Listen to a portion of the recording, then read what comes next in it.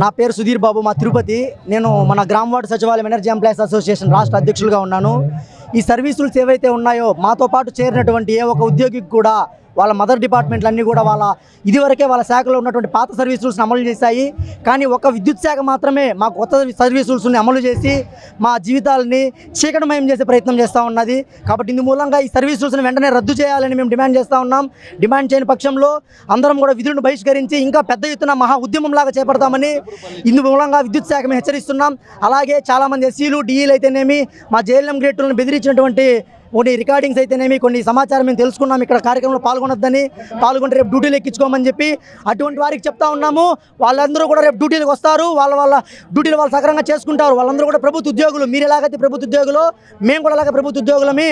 వాళ్ళు మీరు డ్యూటీలు ఎక్కించుకోకపోతే రాష్ట్ర వ్యాప్తంగా మాస్ లీవ్ పెడతాము అని విద్యుత్ శాఖ మేము మూలంగా తెలియజేసుకుంటున్నాము. చీపురుపల్లిలో పనిచేస్తున్న జేఎల్ఎం గ్రేడ్లకు 58 మందికి ఇంతవరకు ప్రొవిజన్ డిక్లేర్ చేయలేదు.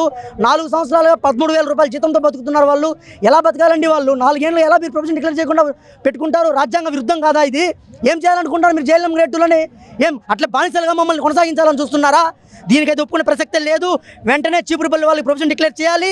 వెంటనే మా అందరికీ పాత సర్వీస్ రూల్స్ ఏవైతే మీరు అనుభవిస్తున్నారో అదే సర్వీస్ రూల్స్ మాకు అనుభవించేలా చేయాలి. ప్రతి ఒక్కరు మాకు అమలు చేయాలి మూలంగా కోరుకుంటున్నాము. అన్ని వర్గాలు సంతృప్తిగా చెప్పి కూటమి ప్రభుత్వం చెప్పింది. పవన్ కళ్యాణ్ గారిని చంద్రబాబు కూటమి ప్రభుత్వం మీద ఇప్పటివరకు మాకు ఎలాంటి వ్యతిరేకత లేదు. ప్రభుత్వం మా మీద సానుకూలంగా స్పందిస్తారని చెప్పి మనస్ఫూర్తిగా నమ్ముతున్నాము. కూటమి ప్రభుత్వం కూడా నారా లోకేష్ గారు కూడా ప్రతిపక్షంలో ఉన్నప్పుడు మా సమస్యల మీద అప్పుడున్న గత ప్రభుత్వాన్ని లేఖ రాయడం జరిగింది. కాబట్టి నారా లోకేష్ గారికి మా సమస్యల గురించి పిన్ టు పిన్ తెలుసు. ఆల్రెడీ నారా లోకేష్ గారిని 2 సార్లు కలిసాము. సారేమంటే ఆ రోజు మాకు ఇంకా పట్టు దొరకలేదు ఈ సబ్జెక్ట్ మీద, మేము నెరవేరుస్తామన్నారు. మేము ఆశాభావం వ్యక్తం చేస్తున్నాము.